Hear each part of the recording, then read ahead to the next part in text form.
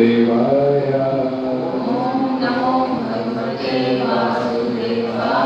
ओम नमो भगवते वासुदेवाय।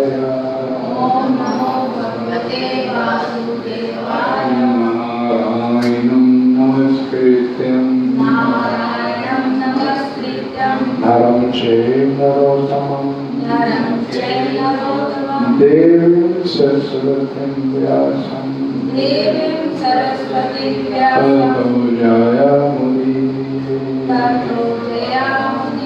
नष्टप्रायेषु अभद्रेषु नित्यं भागवतसेव्या भगवतीतम श्लोके भक्तिर्भवति नष्टकी। कृष्णाय वासुदेवाय देवकी नंदनाय च नंदगोपकुमाराय गोविंदाय नमो नमः। चर्चा करेंगे श्रीमद् भागवत पुराण स्कंद 1 अध्याय 8 श्लोक संख्या नंबर 23।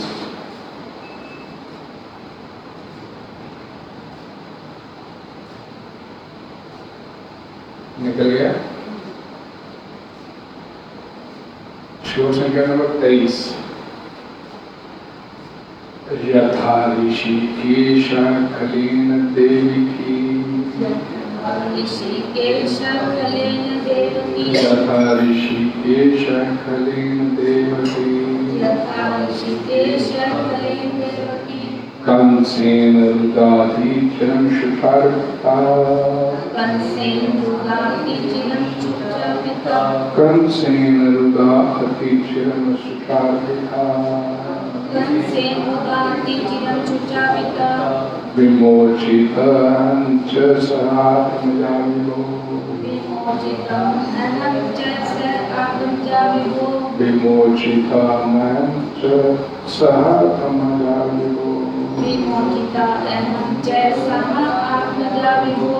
तव्य एव नाथेन विपद्गणा तव्य एव नाथेन विपद्गणा।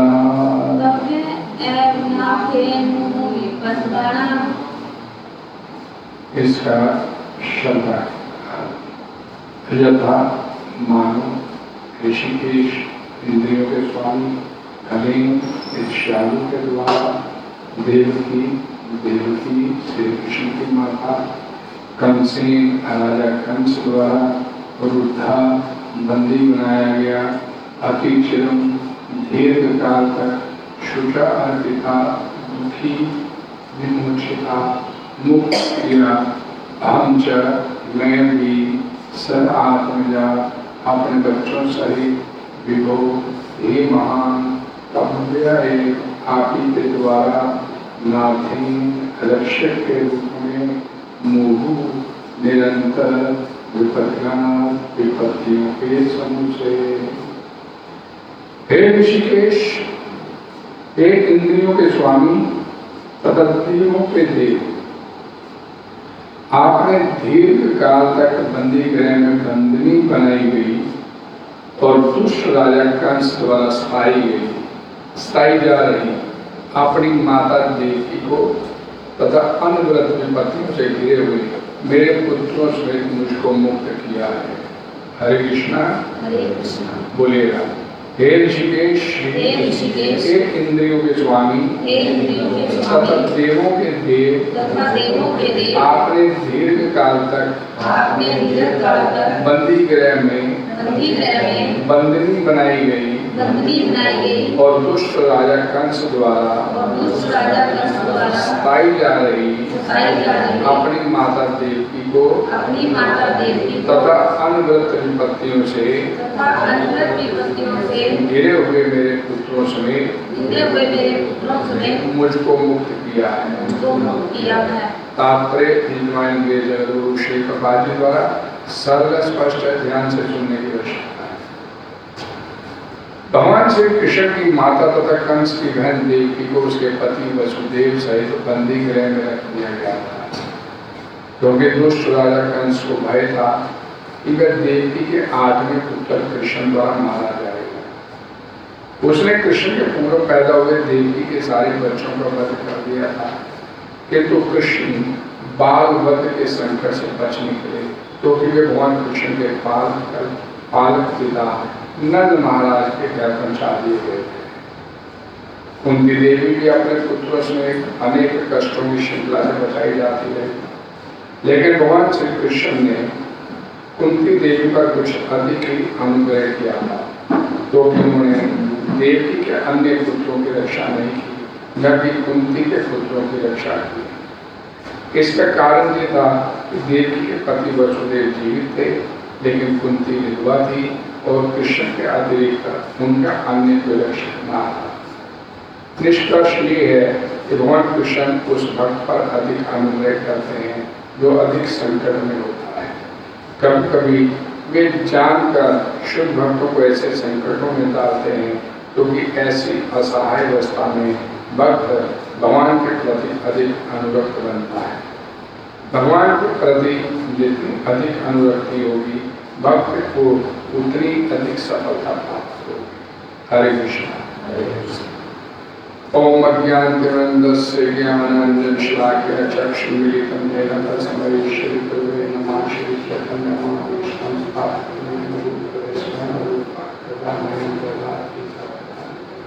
नमो विष्णुपदाय कृष्णपृष्ठाय भूतले श्रीमद्भक्तिवेदान्त स्वामिने नमस्ते सरस्वते देवे गौरवाणी प्रचारिणे गुरुविशेषशून्यवादी आचार्य वाञ्छाकल्पतरुभ्यश्च कृपासिन्धुभ्यश्च पतितानां वैष्णवेभ्यो जय श्री कृष्ण चैतन्य प्रभु नित्यानंद श्री अद्वैत गदाधर श्रीवासादि गौर हरे कृष्णा कृष्ण कृष्ण हरे राम राम राम जगद्गुरु श्री भगवान की ग्रंथाश्रम भाग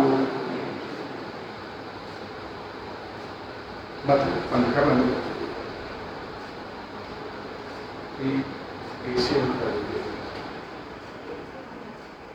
यथा ऋषिकेश खलेन देवकी कंसेन रुदाति चरमुष्टात्मिका विमोचितम् अहं च सात्मिका विभो तव एव नाथे मोहितरिणा। लेकिन कुंती महारानी यहाँ पर बोलती है, ऋषिकेश वे इंद्रियों के स्वामी, ये देवों के थे। आपने दीर्घ काल से बंदी गृह में बंदनी बनाई और दुष्ट राजा कंस द्वारा स्थाई जा रही अपनी माता देवकी को तथा अनवरत विपत्तियों से घिरे मेरे पुत्रों से मुझको मुक्त किया। यहाँ पर प्रभाई ने तात्पर्य में बतलाया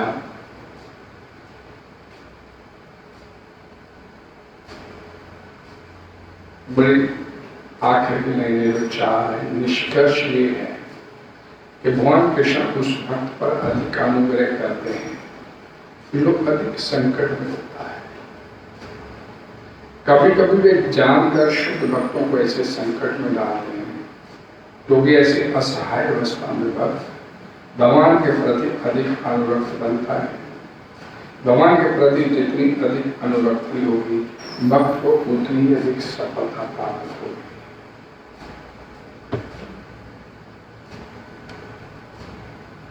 कृष्ण उस भक्त पर अधिक अनुग्रह करते हैं जो अधिक संकट में होता है। लेकिन अनुग्रह किस पर होता है? भक्त का। और कभी कभी वे जानकर शुद्ध भक्तों को ऐसे संकटों में डालते हैं, क्योंकि ऐसे असहाय अवस्था में भक्त भगवान के प्रति अधिक अनुरक्त बनना चाहिए।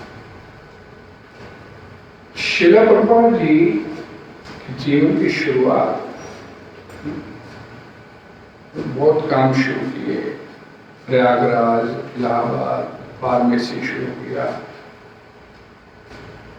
लेकिन कहीं उसका काम का चला नहीं। और अंत में ये स्थिति आ गई तो कथा कर रहे थे तो उनको संदेश आ गया, टेलीग्राम आई, चोरी हो गया, आपकी कंपनी में चोरी हो गया। और जो कंपनी के प्रति थोड़ी बहुत जो उनकी आसक्ति थी, भगवान ने चोरी करवा के किसी को निमित्त बना के वो भी खत्म करवा।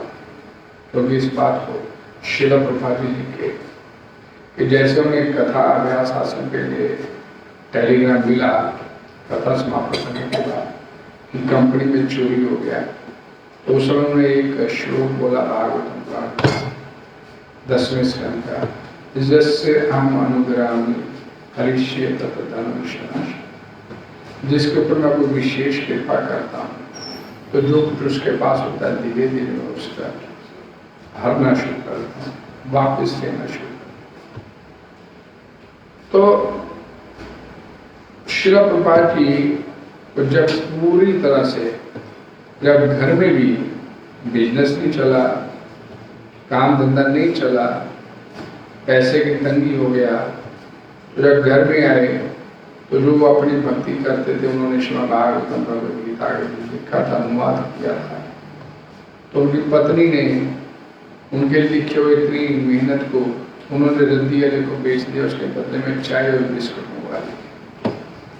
ये इतनी मेहनत किया उन्होंने, रात रात लिख कर उस भगवद गीता को उन्होंने, और उसके बदले में उनकी पत्नी ने क्या किया कि रद्दी कागज समझ के वो रद्दी वाले को लेकर उसके बदले में चाय और बिस्कुट, यानी कि कहीं से भी कोई सपोर्ट नहीं, ना फाइनेंशियली, ना सोशली, ना फैमिली लेवल पे।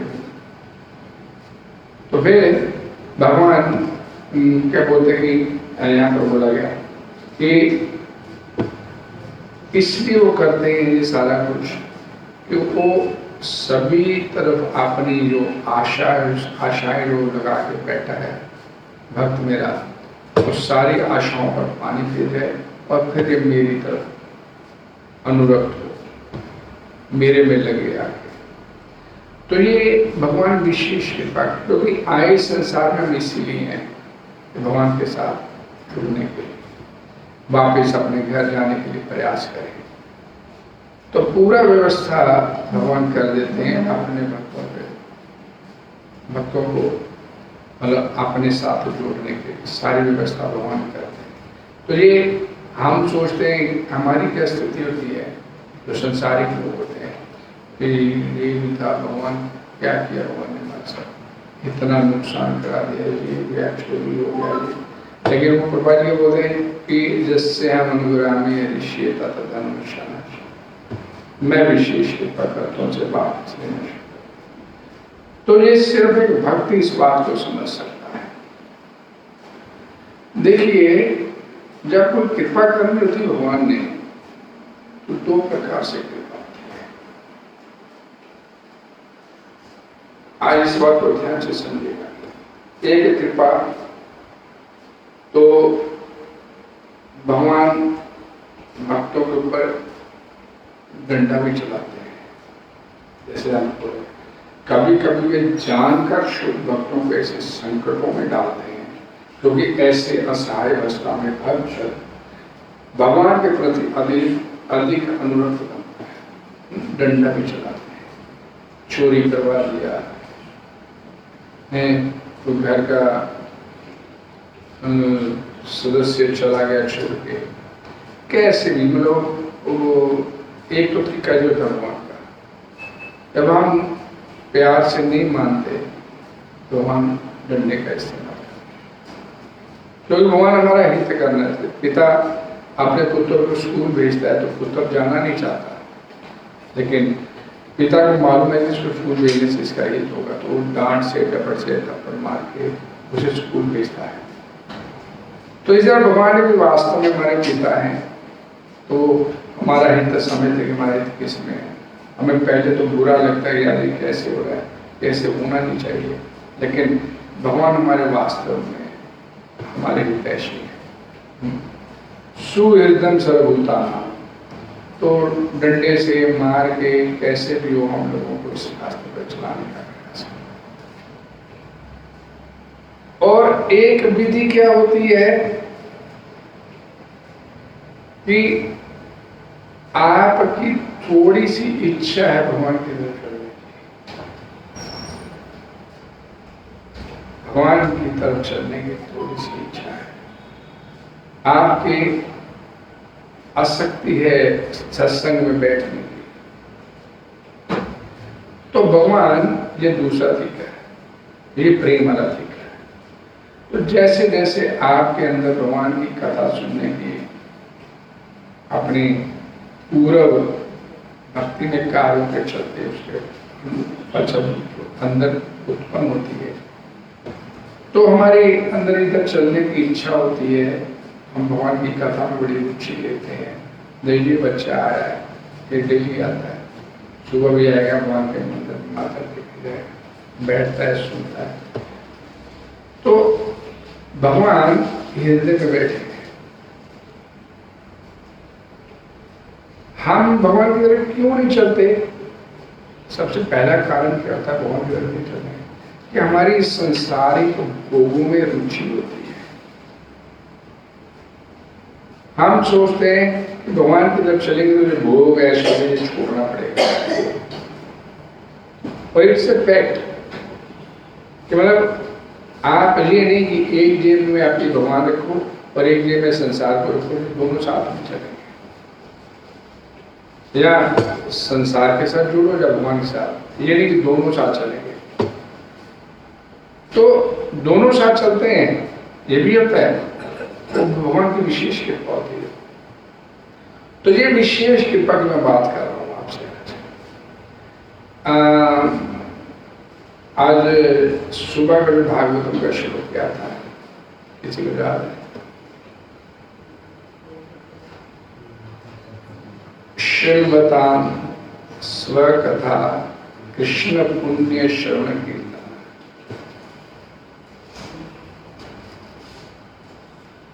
यही था, भगवान की कथाओं में जो रुचि लेते हैं, उनकी कथा सुनने में, देखिए हरे कृष्ण, तो भगवान की कथा सुनने में जो रुचि उत्पन्न कर लेते हैं, तो भगवान उसके बदले में उनके साथ कैसा करते हैं, देखिए ध्यान से सुनिएगा इस बात को।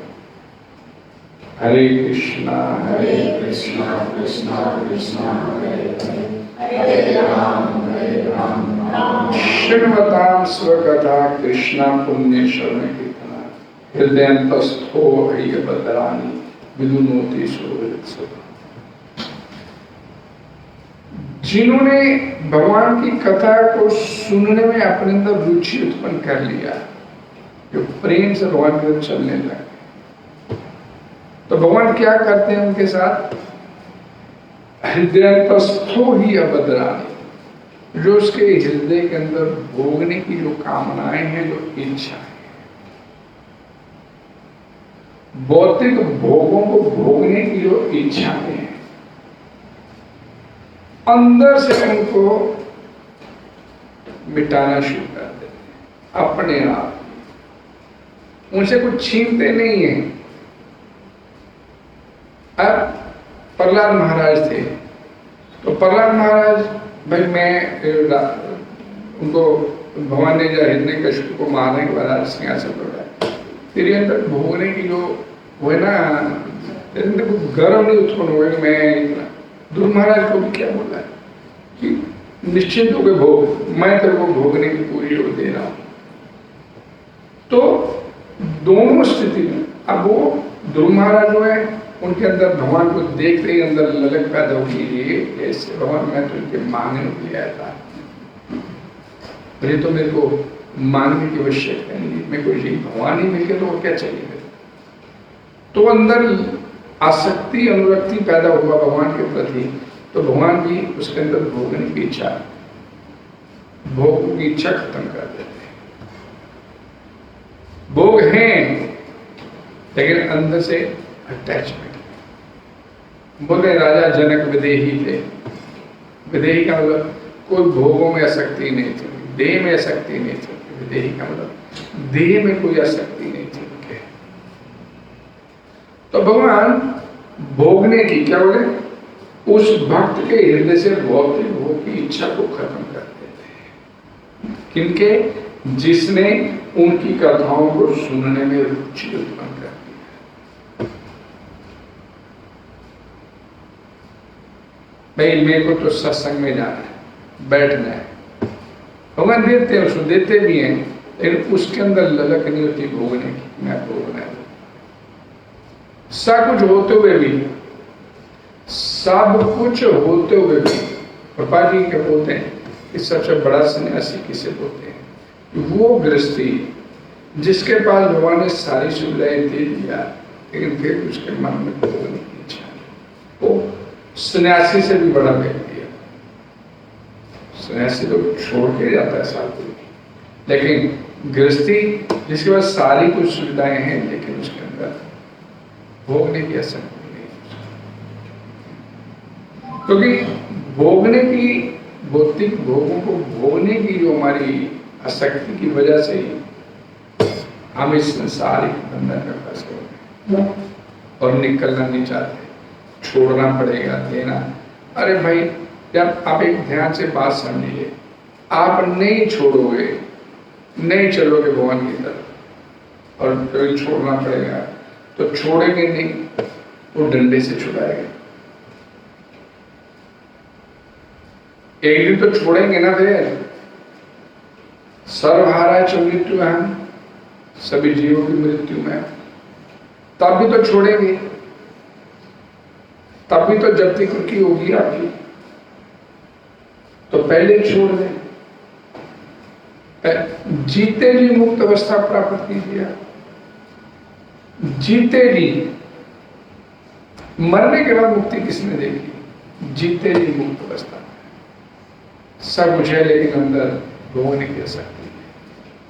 मिलेगा ठीक है, नहीं मिला तो उपवास, वहां के भजन करेंगे। तो ये श्लोक में भगवान श्री कृष्ण श्रुत गोस्वामी बताते हैं कि जिनकी भोगने की अंदर इच्छा है, उनको अंदर से भगवान ईश्वर सर्वभूतानां हितेश, मैं अंदर बैठा हूं, मैं अंदर बैठा हूं, तो भौतिक भोगों को भोगने की इच्छा को खत्म कर देता हूं। ये दो तरीके हैं, या तो डंडे से भगवान चलाएंगे, चलाना है, क्योंकि ये बच्चे के भाग्य में लिखा है, इसने बड़ी भक्ति की आवा है पुरानी, अब ये इसको मतलब इधर गलत रास्ते पे चल पड़ा है, तो इसको मैंने इस रास्ते पे लेके आना है। तो लेकिन डंडे से क्यों चले हम? प्यार से क्यों नहीं चले? डंडे से क्यों चले?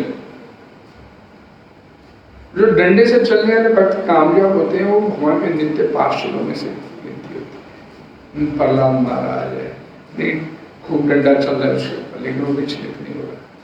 हम तो पहली बार में विचलित हो जाए, भाई हाथ जोड़ दिए, पिताजी आप ही भगवान हो, लेकिन वो विचलित नहीं हो रहे। वो नित्य पार्षद, वो बड़ी उच्चतर स्थिति, उच्चतम, वैसी स्थिति अपनी नहीं है। तो इसीलिए क्या बोला गया? प्यार से उसकी कथाओं में आनंद आना शुरू। सत्संग में बैठेंगे, भगवत भक्तों की संगति में बैठेंगे, तो रुचि उत्पन्न होगा भगवान की कथाओं में। प्रभा जी क्या बोलते हैं इसमें कि भगवान का नाम और भगवान दोनों अभिन्न है, इनमें कोई अंतर नहीं है। और क्या बोला कि अपराध रहित होकर जब भगवान के बारे में गुणगान जब श्रवण किया जाता है, तो समझना चाहिए कि भगवान कृष्ण दिव्य शक्ति के रूप में आपके साथ विराजमान हो गए। अपराध रहित मतलब सुबह मैंने बताया था, अपराध रहित भजन किसे बोलते हैं? बिना किसी भौतिक लालसा के उसका किया जाने वाला भजन। बिना किसी संसारिक इच्छा के किए जाने वाला भजन। अपने को भाई अब समय मिल गया, अब कोई काम नहीं है, अब मैं बैठ के माला जाप करता हूँ बढ़िया से, प्रभुपाद जी का चैंटिंग लगाएंगे और प्रभुपाद जी के साथ चैंटिंग करेंगे। ये जो आपका चैंटिंग हुआ यह अपराध है। और घर में आप कोई काम करें, काम करते करते आपका मन उसका कीर्तन करते चले, अपराध रहित होकर। तो जब अपराध रहित होकर कीर्तन करते हैं, जपा करते हैं, तो जहां प्रभुपाद जी बोलते कि कृष्ण आपके साथ गया। और फिर शिक्षाष्टकम में बोला गया, नाम नामकारी बोधा निज सरक्षता निजमते स्मरणे ना काले, कि भगवान नाम के रूप में आपकी वाणी पर, आपकी जीवा पर विराजमान है। और भगवान ने अपने नामों में ही अपनी सारी शक्तियां भर दी हुई हैं। और उस नाम को लेने के लिए कोई समय काल परिस्थिति का कोई नियम नहीं है। उठते बैठते खाते पीते सोते जाते कैसे भी नाम। लेकिन आगे क्या बोला चैतन्य महाप्रभु ने, दुर्दैव न अनुरागा, ये मेरा दुर्भाग्य है किस नाम के प्रति मेरा अनुराग नहीं पैदा हुआ मेरे अंदर।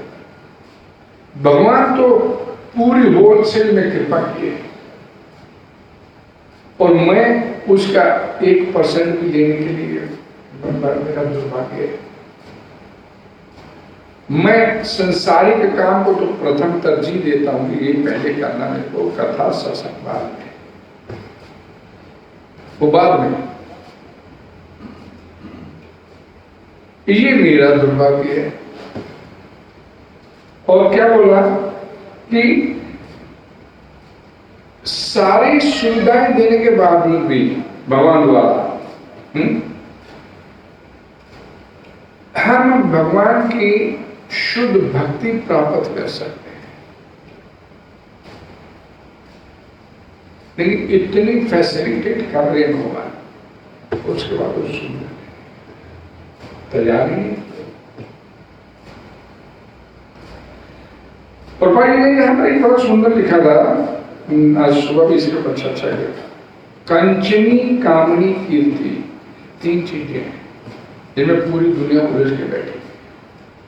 कंचन कामनी, और कोई भक्ति करनी शुरू किया, किसी ने भक्ति करनी शुरू किया और कंचन कामनी कीर्ति के चक्कर में फंस के अपने पद से नीचे गिर गया, तो ये कोई बड़ी हैरानी की बात नहीं है, ये आश्चर्य की बात नहीं है, कोई हैरानी की बात नहीं। क्यों हैरानी की बात नहीं है? भाई भक्ति शुरू किया और लगा और फिर गिर गया, इसमें कोई आश्चर्य की बात क्यों नहीं?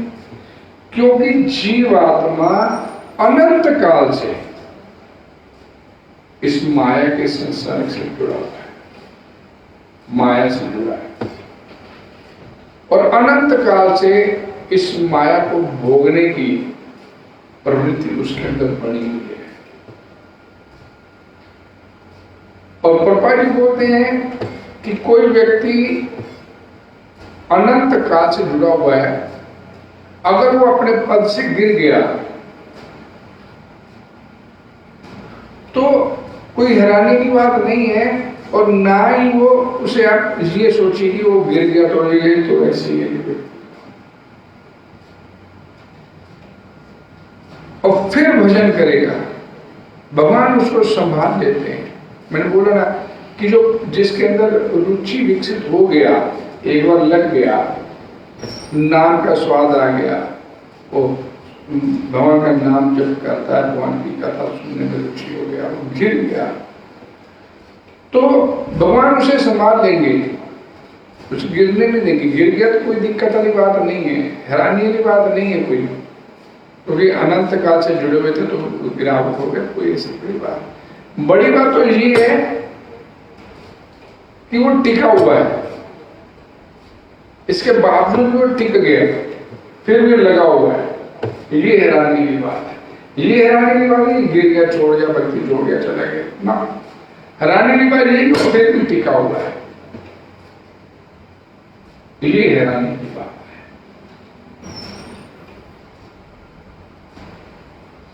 प्रभा जी क्या लिखते हैं, लाइन ध्यान से सुनिए, व्यवहारिक दृष्टि से कहें तो अनादि काल से ऐसी भुव माया से जुड़ा रहा है ये, और इस बेगानी प्रकृति से छुटकारा पाने में समय लगता है, लगेगा समय। यानी कि रातों रात कोई संत महात्मा बन गया, ऋषि मुनि बन गया है, किंतु यदि कोई भगवान के यश का श्रवण करने में फिर भी लगा रहता है, गिरने के बावजूद लगा रहता है, तो धीरे धीरे उसे अपनी असली स्थिति की अनुभूति होनी शुरू है। भगवान उसको अंदर से क्रांति, क्योंकि उसने भगवान की कथा को सुनने में रुचि विकसित किया था, तो भगवान धीरे धीरे उसको सेल्फ रियलाइजेशन की तरफ ले जाएंगे, छोड़े नहीं बस, और चल पड़ेगा, दौड़ेगा।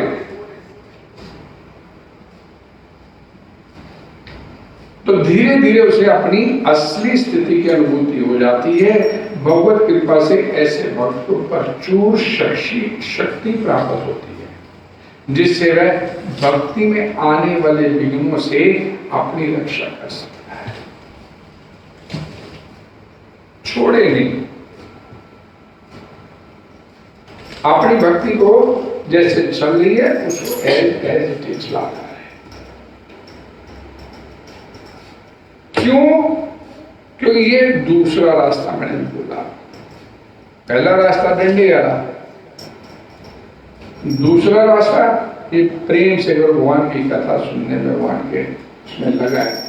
लेकिन इसमें क्या बोला गया, वो भक्त की सेवा में लगा है, जिससे वह आप विघ्नों से अपनी रक्षा कर सकता है और सारे अनर्थ उसके मस्तिष्क से दूर हो जाते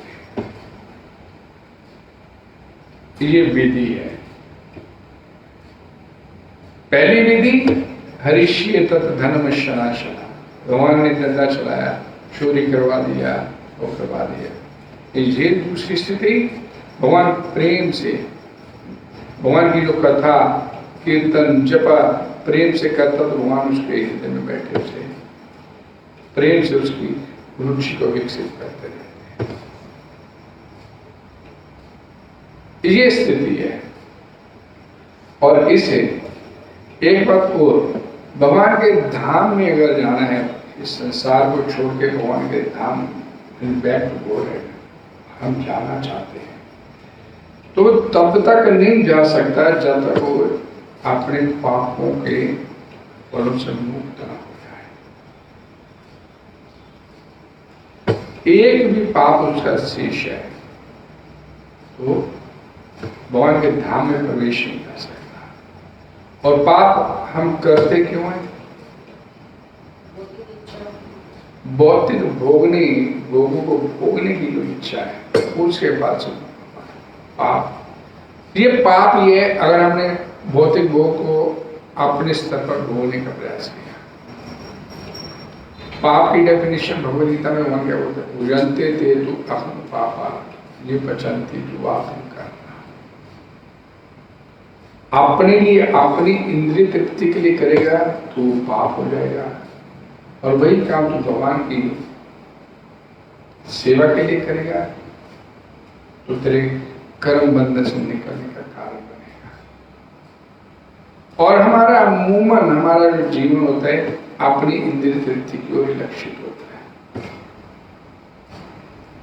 हमारा जो जीवन है, ये भी मिल जाए, ये भी प्राप्त कर लो, ऐसे करो। है ना, कई बार हम सोसाइटी में बैठ के अपनी बात को मनवाने का प्रयास करते हैं, वो भी दैट इंद्रिय शक्ति है। मेरे हिसाब से चलना चाहिए, जैसे मैं चाहता हूं वैसे मैं ठीक हूं। ठीक सिर्फ वही व्यक्ति है जो भगवान का भजन कर रहा है, जो बिना भजन किए वो सलाह दे रहे हैं मेरी मान ली जाए, मैं ऐसे बोलता हूं, तो सेंसिटिव दैट इज। और भोगने की जो वृत्ति है इतनी जल्दी नहीं छूटेगी, इसी की कृपा से छूटेगी। और आपने छोड़ना भी कुछ नहीं कि मैं छोड़ना है, मैं जबरदस्ती कुछ नहीं छोड़ेगा। जो क्या भगवान भगवद गीता में बोलते ना, जो अपने आप आपको मिल जाए उसी में संतुष्ट है, वो है भक्ति की उच्चतम स्थिति। जब हम इस्कॉन के संपर्क में आते हैं तो भोगने की सब प्रकार की फैसिलिटी मिलती है, और साधन बढ़िया बढ़िया मिलेगा आपको। सब ये आपने देखना है। मैं आ गया हूं, आप फिलोसफी आपको पता चलना नहीं चाहिए कि फिलोसफी क्या है इसका, कि धीरे धीरे भगवत प्रेम की स्थिति को प्राप्त करना, वापस बैक टू गॉड हेड जाना, में से कोई गलत काम नहीं हो जाए। तेषाम सतत युक्ता नाम भजताम तताम, फिर वो आपको बुद्धि देगा, वो आपके अंदर की जितनी भी रुकावटें हैं भक्ति के में आने वाले विघ्न है वो आपके दूर करेगा। हमने दीनहीन की भांति अपने आप को उसकी सेवा है। मैं आई एम नथिंग, मैं कुछ नहीं, मैं तो दास हूं। वो पापा जी बोलते हैं कि दास बनोगे तो कभी उदास नहीं होगे, दास बनोगे तो जीवन में कभी उदास नहीं होगे, और मालिक बनोगे तो परेशानी नहीं रहेगी। और हम सब लोग मालिक बनने के प्रयास में लगे। हमारा जो मुख्य काम होता है किसी मालिक बनने का, कंट्रोलर बनने का। प्रभा जी बोलते कि जैसे मैंने भी आप लोगों को बोला कि अनादिकाल से शेर भगवान अनादिकाल से इस संसार से जुड़े हुए हैं, और अंदर जो एक कंट्रोलर बनने की, मालिक बनने की हमारी जो प्रवृत्ति है, वो बच्चा भी रो के अपनी बात को मनवाना चाहता है कि मेरी बात मानी जाए। वो जो प्रवृत्ति है वो सिर्फ और सिर्फ भगवान के भजन से कंट्रोल करने की जो प्रवृत्ति ना हमारे अंदर की, सब मेरे हिसाब से सारी व्यवस्था हो, और ये प्रवृत्ति आपकी खत्म होगी तो सिर्फ उसके भजन से और उसकी कृपा से, भजन से और उसकी कृपा से। कल का श्लोक क्या था भागवतम का, कि ये कैसे संभव है? शुद्ध भक्त की सेवा करने से। जैसे जैसे आप अपने आप को सेवा में लगाएंगे, अपने आप आपके अंदर से आपको वास्तु स्थिति का ज्ञान होता चला जाएगा। कुछ छोड़ने का नहीं है, कुछ मतलब आप सिर्फ भजन कीजिए। हाँ, अंदर भाई मैं भजन भी हो जाए, संसार को भी न छोड़ना पड़े, वो दोनों चीजें एक साथ नहीं चलेगी कदापि नहीं। एक जेब में मैं भगवान रखूँ, एक जेब में मैं संसार में भी मेरी बनी रहे और भगवान की भी प्राप्ति हो जाए, तो ये नॉट पॉसिबल। एक तरफ चलना ही पड़ेगा, और ये हम सब का व्यवहारिक अनुभव भी है कि अब तक हम एक ही तरफ चल रहे हैं, संसार की तरफ, इधर तो भी चलना नहीं चाहिए। तो संसार की तरफ चलने के बाद मिल क्या रहा है? दुख नहीं खत्म होते, कभी कोई दुख, कभी कोई दुख, कभी कोई दुख। इतने जन्मों की बात छोड़ दीजिए कि पिछले इतने जन्मों से हम, मैं बोलता हूँ लगे अनाथ पापा जी बोलते अनादिकाल से लगे जन्म जन्म लेते। इसी जन्म में अभी तक जो आपके 40, 50, 60 साल, 70 साल निकल गए, उसमें मिला गया।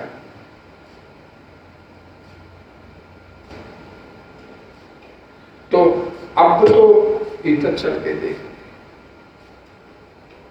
जो बचा जीवन अब थोड़ा बहुत ही रह गया, उसी को इधर चला के देखे तो सही, इधर मिलता क्या है। सीरियसली और सिंसियरली चला के इस बच्चे जीवन को ही सीरियसली और सिंसियरली चला के देखे, इधर है क्या, एक ढंग से चल के देखे। उधर हमने अपनी जिंदगी के इतने साल अपनी मर्जी से बिताए, हर अच्छा बुरा काम किया, अब इधर भी चल के देखें इधर है क्या।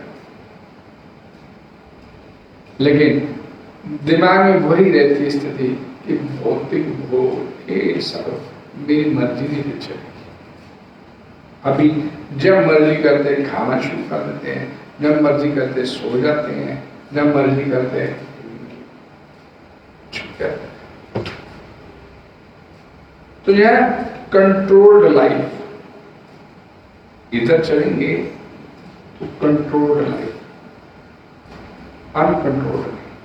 मनुष्य जीवन ये प्रपंच के बोलते तपस्या करने के लिए मिला है, पशु जीवन के लिए नहीं।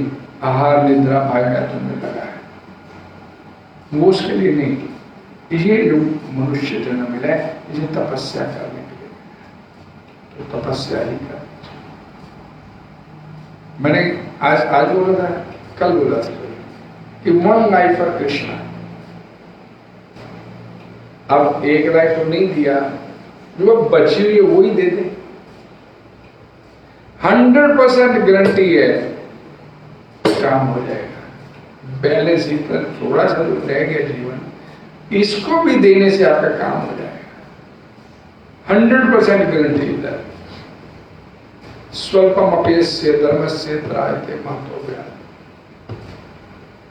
मतलब अब जो बचा हुआ जीवन पड़ा है हमारे पास, ये नहीं कि कोई व्यक्ति 70 साल की उम्र में आ गया है उसके बाद जीवन थोड़ा ना, हर एक चाहे 20 साल का, पता नहीं अगला पल कैसा दिखा देना भगवान ने। हर एक के पास टाइम बहुत नहीं है किसी के पास। अगर ये कलयुग है ना, प्रायण अल्पायुष्य बोल दिया गया भागवतम की शुरुआत में। कलयुग में आयु प्रायण अल्प आयुष्य, आयु बड़ी न्यूनतम होगी। अगला पल क्या दिखा देना पता नहीं हमारे। और साथ में बोल देगा मन सुमन मत करो। कल बुद्धि तो काम नहीं करेगी। हम सोचते हमारी बुद्धि बहुत बड़ी है, हम अपने हिसाब से चलते हैं। ये जो हम अपनी बुद्धि का ये ऊपर जो इतराते हैं ना अपनी बुद्धि को, ये संसारिक बुद्धि को, ये आपको कुछ देने वाली नहीं है सिवाय पशु जीवन के। ये संसारिक बुद्धि सिवाय पशु जीवन के आपको और उससे भी कुछ देने वाली नहीं है। श्रेष्ठ बुद्धि क्या है? भगवान का भजन करो। और भजन भी अब कैसा, क्योंकि अब तो थोड़ा सा जीवन पड़ा है। तस्मात् सर्वेषु कालेषु मां। भजन कैसा? प्रतिपल। ऐसा कोई पल नहीं बीते तो उसका नाम न ले। मन लाइफ और कृष्ण कर दीजिए। आपके वन लाइफ फॉर कृष्णा सोचने पे, ऐसा करने के लिए सोचने पर ही कृष्णा आपकी सहायता के लिए सबसे पहले आपके साथ खड़े हो जाएगा, आपके साथ आके खड़े हो जाएगा कृष्ण। ये बच्चा मेरी तरफ चलना चाहता है, अब मेरे को इसका विशेष है। एक बार आजमा के देखिए इसको।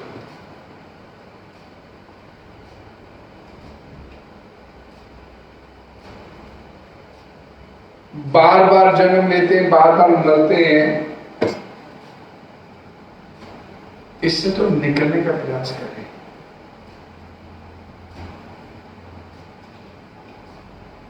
हरे कृष्णा कृष्णा कृष्णा हरे राम राम राम हरे। कहते हैं प्रभुपाद जी एक बड़ी सुंदर लाइन लिखी, भगवान हमारी अपेक्षा आपसे ज्यादा उत्सुक है आपको अपने घर वापस बुलाने। ये हम लोगों के लिए लाइन है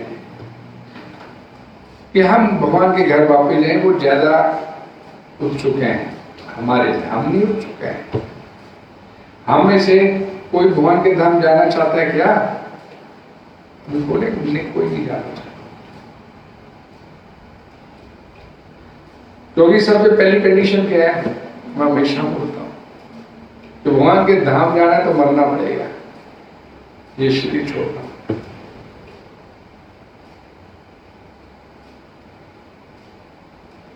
मरने की तो बात ही ना करोगे, आना बंद कर देंगे, कथा में आना बंद कर देंगे। और यहां बोला गया मरने की भी जरूरत नहीं, मरने की भी जरूरत नहीं है। भगवान का भजन करेंगे तो जीते जी भी वैकुंठल स्थिति भगवान उसे आपके लिए पैदा कर देंगे। जीते जी वैकुंठल स्थिति, भगवान का भजन करेंगे तो भगवान आपके अंदर से जो भोगने की वृत्ति है समाप्त कर देंगे।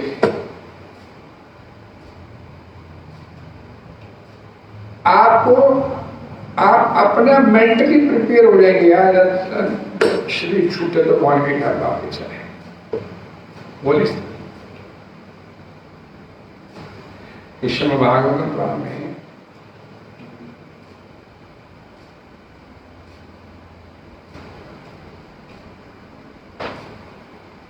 हरे कृष्ण हरे कृष्ण।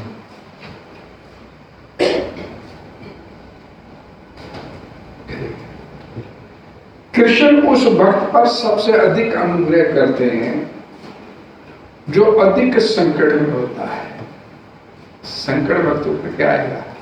उसका कोई नुकसान होगा, उसे कोई छीन जाएगा, उसका प्रिय छोड़ के चला जाएगा, यही संकट है।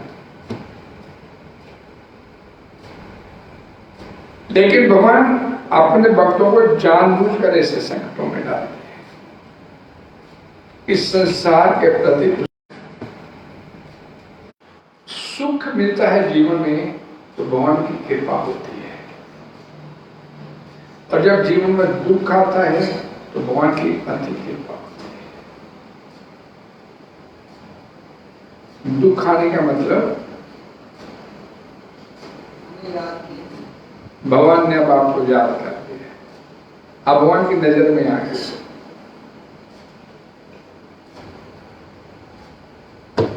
क्या श्लोक है श्रीमद् भगवद गीता का 7वें अध्याय का? कौन प्रकार के लोग मेरी शरण में आते हैं?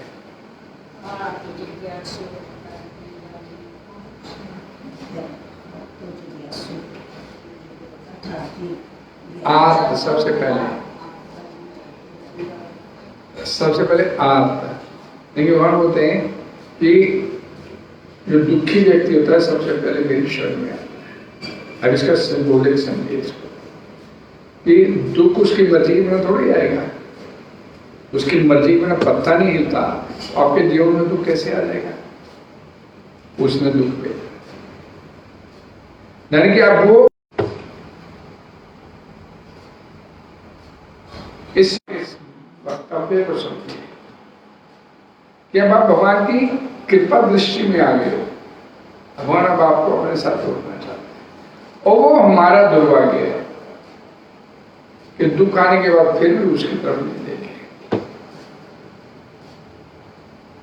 फिर भी अपने कुत्ते पर संसारिक तरीकों से दुख को हल करने का प्रयास कर देते, हमारा दुर्भाग्य है।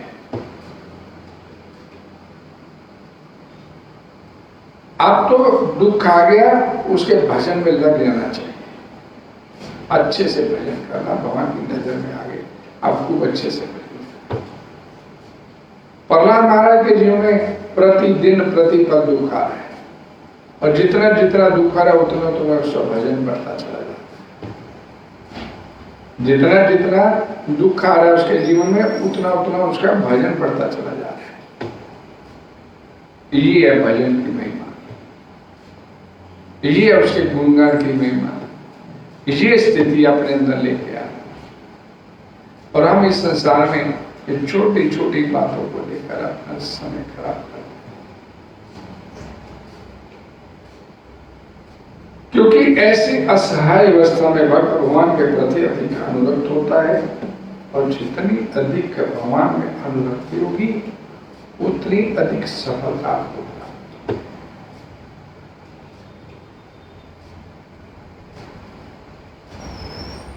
अब ये आपके ऊपर तय करता है कि प्रेम से भगवान की तरफ चलेंगे, उसकी कृपा दृष्टि के पात्र बनेंगे। तो कृपा दृष्टि तो भगवान सभी के ऊपर किए हुए हैं,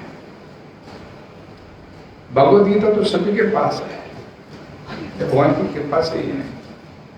अब उस कृपा को देख इतना पारेंगे हमारे ऊपर में,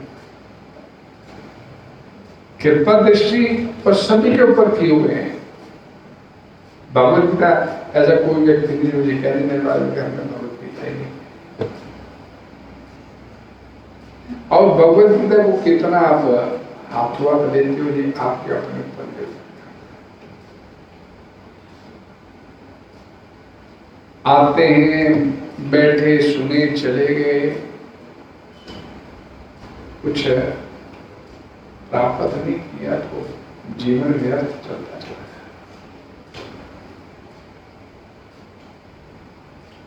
प्रभुपाद जी की भगवद गीता सुनने के बाद भी अगर हम अपना लाभ नहीं हो पाए तो हमारा दुर्भाग्य है, फिर हमारा दुर्भाग्य। हरे कृष्णा हरे कृष्णा हरे कृष्णा हरे कृष्णा कृष्णा कृष्णा हरे हरे हरे राम राम राम हरे हरे। कोई डिस्कशन?